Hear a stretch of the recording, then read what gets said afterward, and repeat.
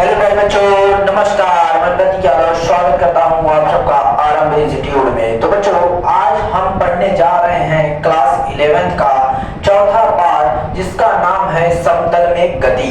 समतल में गति, यह चैप्टर के अंदर कौन कौन से टॉपिक पढ़ना है हम उसको पहले जान लेते हैं। तो बच्चों, ये हमारा जो पार्ट है समतल में गति, ये हमारा क्लास 11th का चौथा पार्ट है। और इस पार्ट में हम कौन कौन सी चीजें पढ़ने वाले हैं उसके बारे में जान लेते हैं बच्चों।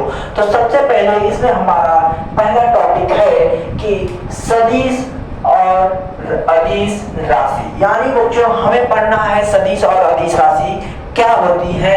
हम क्लास 9 में पढ़ चुके हैं कि अदिश राशि वे भौतिक राशियां होती हैं जिन्हें व्यक्त करने के लिए केवल परिमाण की आवश्यकता होती है, दिशा की आवश्यकता नहीं होती है, उसे अदिश राशि कहते हैं। और सदिश राशि भी हम पढ़ चुके हैं कि वे भौतिक राशियां जिन्हें व्यक्त करने के लिए परिमाण के साथ साथ दिशा की भी आवश्यकता हो, उसे क्या कहते हैं, सदिश राशि कहते हैं। बच्चों, हम क्लास 9 में पढ़ चुके हैं सदिश और अदिश। तो हम यहाँ पर आज इसमें कुछ ज्यादा चीजें पढ़ने वाले हैं कि सदिश के कितने प्रकार होते हैं, सदिश के कितने प्रकार होते हैं उसके बारे में भी जानेंगे। और आज का हमारा दूसरा टॉपिक है फिर सदिशों की वास्तविक संख्या से गुणा। तो बच्चों, पढ़ेंगे कि सदिश जो राशि है उसका वास्तविक संख्या से गुणा करना सीखेंगे कि उसका वास्तविक संख्या से गुणा कैसे किया जाता है। अब क्या है तीसरा, सदिशों का संकलन व व्यवकलन। संकलन एवं व्यवकलन। बच्चों, संकलन का मतलब होता है जोड़ना, जुड़ना, और व्यवकलन का मतलब होता है घटाना। तो हम इसे ग्राफिक विधि से पढ़ेंगे कि बच्चों सदिशों का संकलन एवं व्यवकलन क्या होता है और कैसे जोड़ा जाता है, कैसे घटाया जाता है। फिर उसके बाद हम पढ़ेंगे बच्चों सदिशों का वियोजन, यानी सदिशों का बंटवारा, उसके बारे में जानेंगे। फिर अगला टॉपिक है हमारा बच्चों सदिशों का योग, यानी सदिशों को जोड़ना विश्लेषणात्मक विधि से। इसके पहले हम सदिशों का योग किससे सीखे हैं, ग्राफिक विधि से। लेकिन अब हमारा टॉपिक है विश्लेषणात्मक विधि से सीखेंगे सदिशों का योग करना, सदिशों को जोड़ना। तो बच्चों, अब हमारा दूसरा है, क्या है अगला टॉपिक, किसी समतल में गति। किसी समतल की गति के बारे में पढ़ेंगे कि समतल में गति क्या होता है। फिर अगला टॉपिक है हमारा किसी समतल में एक समान त्वरण से गति, यानी कोई समतल है, समतल में एक समान गति से त्वरण के बारे में पढ़ेंगे कि एक समान त्वरण से गति क्या होता है समतल में। तो बच्चों, और फिर उसके बाद हमारा अगला टॉपिक है प्रक्षेप गति। और फिर उसके बाद है हमारा ये है एक समान वृत्ति गति। ये दोनों भी टॉपिक पढ़ेंगे। तो बच्चों, ये हमने इस चैप्टर के अंतर्गत ये सब टॉपिक बता दिया है ऊपर ऊपर, और इसके अंदर भी हमारी कई छोटे छोटे टॉपिक भी मिलेंगे आपको आगे। ठीक, तो बच्चों, तो वीडियो को स्टार्ट करते हैं। स्टार्ट करने से पहले अगर वीडियो अच्छा लगे तो चैनल को सब्सक्राइब कीजिए, वीडियो को लाइक कीजिए, अपने दोस्तों के साथ शेयर भी कीजिए और कमेंट भी अच्छा कीजिए। अगर टॉपिक अच्छे से समझ में आ रहा है तो आप कमेंट कीजिए ताकि हमें पता लगे कि हाँ भाई बच्चों को समझ में आ रहा है। तो भाई आगे बढ़ते हैं। अगला हमारा टॉपिक है, स्टार्ट करते हैं कि अदिश राशि क्या होता है, सदिश राशि क्या होता है, इसके बारे में पढ़ेंगे। तो बच्चों, इसे हम इरेज करते हैं। आप सब इसे समझ लीजिए, पहले फिर चैप्टर का नाम डालिए, फिर इसे टॉपिक डाल के लिख लीजिए। ये सब हमारा टॉपिक है, टॉपिक हमें पढ़ना है। ये सब टॉपिक लिख लो। इतना लिखने के बाद फिर उसके बाद आगे बढ़ते हैं। तो फिर बच्चों, अब स्टार्ट होने जा रहा है हमारा अदिश राशि, यानी स्केलर क्वांटिटी क्या होता है। तो सबसे पहला हमारा हेडिंग है अदिश राशि। अदिश राशि, राशि अंग्रेजी में इसको बोलते हैं scalar quantity. Scalar quantity, scalar quantity. ठीक, अब बच्चों स्केलर क्वांटिटी क्या होता है, यानी अदिश राशि क्या होता है। अदिश राशि वे भौतिक राशियां होती हैं जिन्हें व्यक्त करने के लिए केवल परिमाण की आवश्यकता होती है, दिशा की आवश्यकता नहीं होती है, उसे क्या कहते हैं, अदिश राशि कहते हैं। ठीक, इसमें लिखते हैं कि अदिश राशि यानी वे भौतिक राशियां, वे आप सब ये क्लास 9 में पढ़ चुके हैं, वे भौतिक राशियां जिन्हें व्यक्त करने के लिए, जिन्हें व्यक्त करने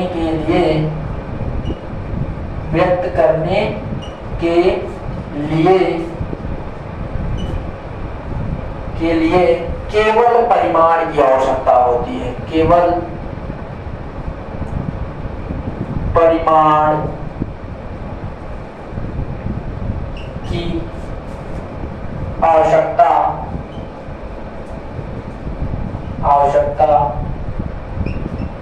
होती है भौतिक राशियां कहलाती हैं। वो भौतिक राशियां जिन्हें व्यक्त करने के लिए केवल परिमाण की आवश्यकता होती है उन्हें क्या कहते हैं? अदिश राशि कहते हैं। उन्हें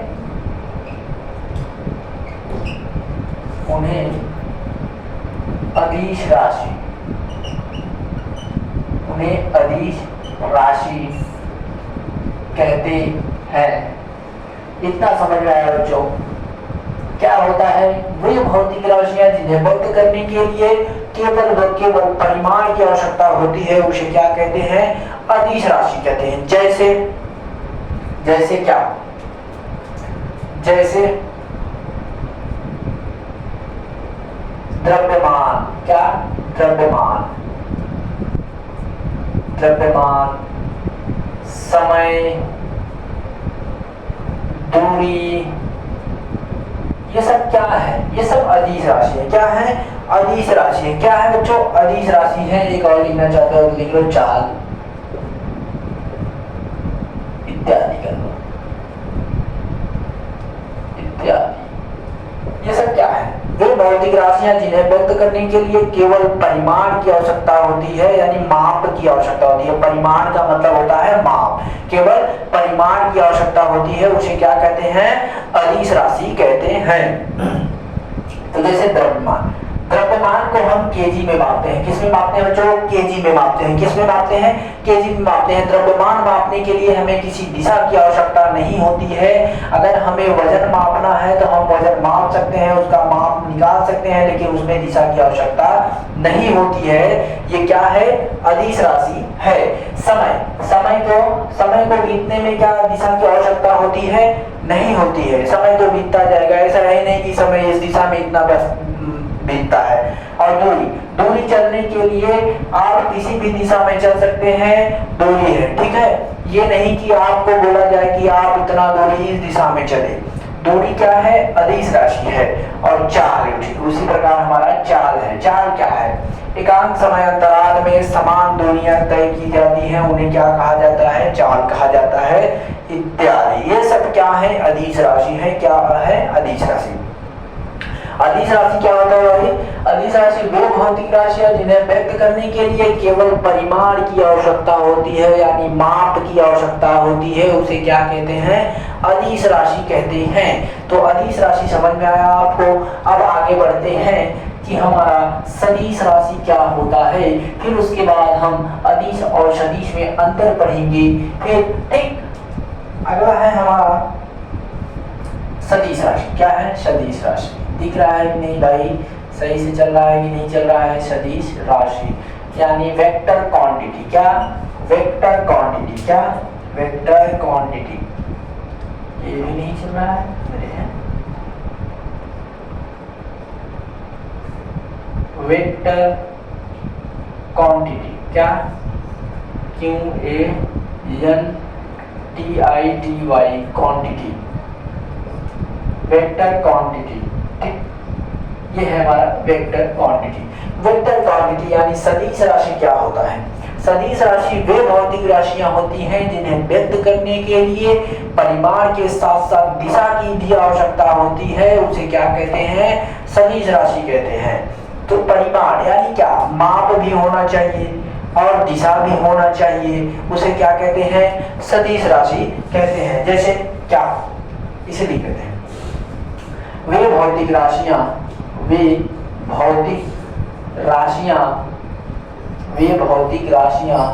जिन्हें व्यक्त करने के लिए वे भौतिक राशियां, जिन्हें व्यक्त करने के लिए, जिन्हें व्यक्त करने के लिए, जिन्हें व्यक्त करने के लिए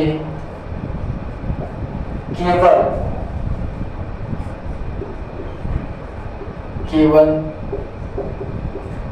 परिमाण की आवश्यकता, वे भौतिक राशियां जिन्हें व्यक्त करने के लिए परिमाण के साथ साथ दिशा की भी आवश्यकता होती है। परिमाण के साथ साथ दिशा की भी आवश्यकता होती है। किसकी? दिशा की भाई, दिशा की आवश्यकता होती है। अगर दिशा नहीं है तो अदिश राशि नहीं है, दिशा नहीं है मेरे भाई तो अदिश राशि नहीं है। दिशा की भी आवश्यकता होती है। क्या कहते हैं? वो भौतिक राशियां जिन्हें व्यक्त करने के लिए परिमाण के साथ साथ दिशा की भी आवश्यकता होती है, उसे सदिश राशि कहते हैं। उसे सदिश राशि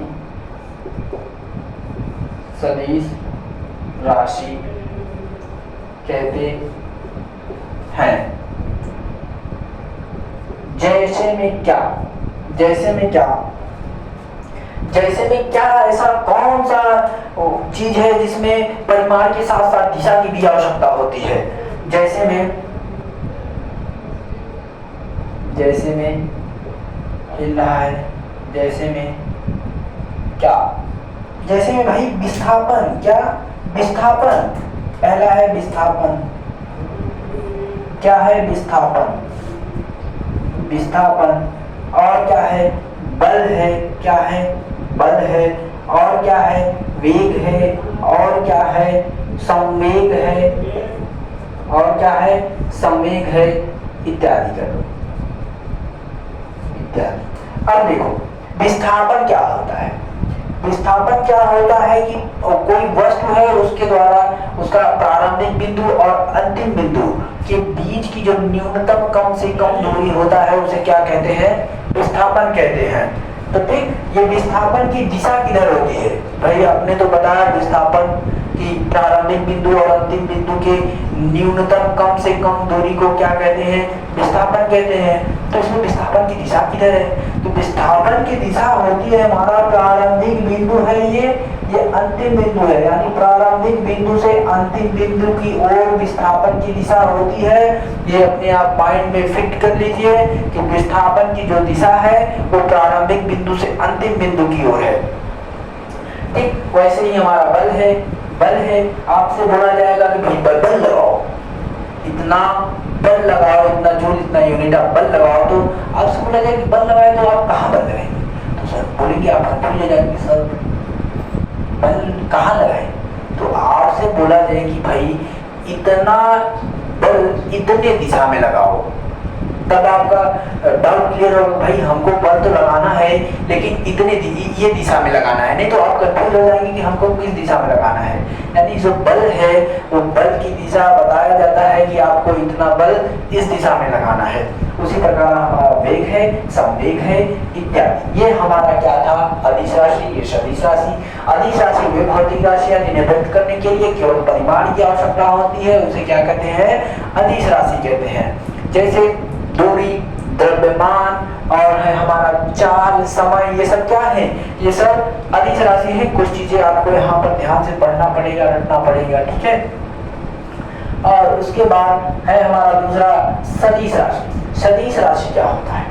वेक्टर क्वांटिटी क्या होता है? वे भौतिक राशियां जिन्हें व्यक्त करने के लिए परिमाण के साथ साथ दिशा की भी आवश्यकता होती है, उसे क्या कहते हैं? सदिश राशि कहते हैं। जैसे बल, संवेग और चाल और क्या है हमारा विस्थापन, ये सब क्या है? सदिश राशि। क्या है? सदिश राशि है। तो बच्चों अब हम पढ़ने जा रहे हैं कि सदिश और अदिश में अंतर क्या है। अदिश और सदिश में अंतर क्या है, इसके बारे में जानेंगे। तो बच्चों इसे आप कॉपी में नोट कीजिए, फिर उसके बाद आगे बढ़ते हैं। तो बच्चों अब हम पढ़ने जा रहे हैं अदिश और सदिश में अंतर, अदिश और सदिश में अंतर। अदिश राशि और सदिश राशि में अंतर पढ़ लेते हैं कि इन दोनों में अंतर क्या होता है। तो अदिश और सदिश में अंतर क्या होता है मेरे भाई। तो देखो, एक तरफ हम लिख लेते हैं सदिश, एक तरफ लिख सकते हैं अदिश। तो लिख लेते हैं अदिश, अदिश हो गया, और एक तरफ लिख लेते हैं सदिश, यानी सदिश राशि और अदिश राशि, अदिश राशि। ठीक, अब देखो, अब नंबरिंग करके लिखेंगे। पहले इसमें लिखते हैं पहला, और ये पहला। जो हमारा अदिश है इसमें केवल परिमाण की आवश्यकता होती है, दिशा की नहीं। तो ये बात लिख लेते हैं, अदिश राशि में, अदिश राशि में केवल परिमाण होता है। क्या होता है? परिमाण होता है, परिमाण होता है। ठीक, और जो हमारा सदिश है इसमें परिमाण के साथ साथ दिशा भी होती है। सदिश राशि में परिमाण के साथ साथ, परिमाण के साथ साथ, परिमाण के साथ साथ दिशा भी होती है, दिशा भी होती है, होती है। ठीक, अब है हमारा ये जो हमारा अदिश राशि है, ये क्या है? अदिश राशि जो है हमारा, ये सदैव धनात्मक होता है। क्या होता है? ये अदिश राशि हमेशा धनात्मक होता है भाई। इसमें परिमाण होता है, यानी माप होता है, बस माप होता है, दिशा तो होता नहीं है। तो वजन रहता है इसका, कुछ न कुछ मान हमेशा रहता है, तो यानी ये हमेशा धनात्मक होता है। ये हमेशा धनात्मक, धनात्मक होता है, धनात्मक होता है। और ये जो ये है, ये हमारा धनात्मक भी हो सकता है, ऋणात्मक भी हो सकता है, शून्य भी हो सकता है। कौन? सदिश। ठीक, तो ये क्या है? धनात्मक, धनात्मक, ऋणात्मक, ऋणात्मक, धनात्मक, ऋणात्मक तथा शून्य, तथा शून्य भी, शून्य भी हो सकते हैं। ठीक, ये हमारा था, दो अंतर हो चुके। तीसरा, तीसरा क्या होगा? तीसरा क्या होगा? इन्हें केवल प्रतीक द्वारा व्यक्त किया जाता है, इन्हें केवल प्रतीक द्वारा व्यक्त किया जाता है। नंबर 3, इन्हें केवल, इन्हें अभी आगे पता चलेगा, सबके बारे में डिटेल में घबराना नहीं है। इन्हें केवल प्रतीक द्वारा, भाई मेरा नाम आ गया, प्रतीक द्वारा व्यक्त करते हैं। इन्हें केवल, सॉरी, इन्हें केवल प्रतीक द्वारा व्यक्त करते हैं। ठीक, ये है। और जो हमारा सदिश है उसे हम वेक्टर, यानी एक ऊपर लकीर खींच के व्यक्त करते हैं। देखो बता रहे हैं, नंबर 3, देखो ध्यान से देखो, यह इन्हें, इन्हें प्रतीक के साथ, इन्हें प्रतीक, प्रतीक के ऊपर, प्रतीक के ऊपर, प्रतीक के ऊपर, यानी जैसे ये ए दे दिया, ये कोई चीज है, यानी ये प्रतीक है, कोई सिंबल है, कोई मान है। अब देखो प्रतीक के ऊपर तीर, तीर ये वाला जिसके ऊपर आया, आप सब तुरंत समझ जाइए सदिश है। क्या है? अगर ऐसे है कहीं भी तो आप सब तुरंत समझ जाइए कि ये सदिश राशि है। ठीक, तीर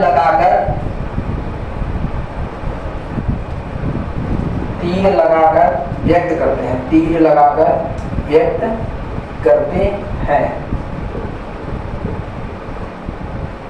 ठीक, ये हमारा सदिश और अदिश में अंतर था बच्चों।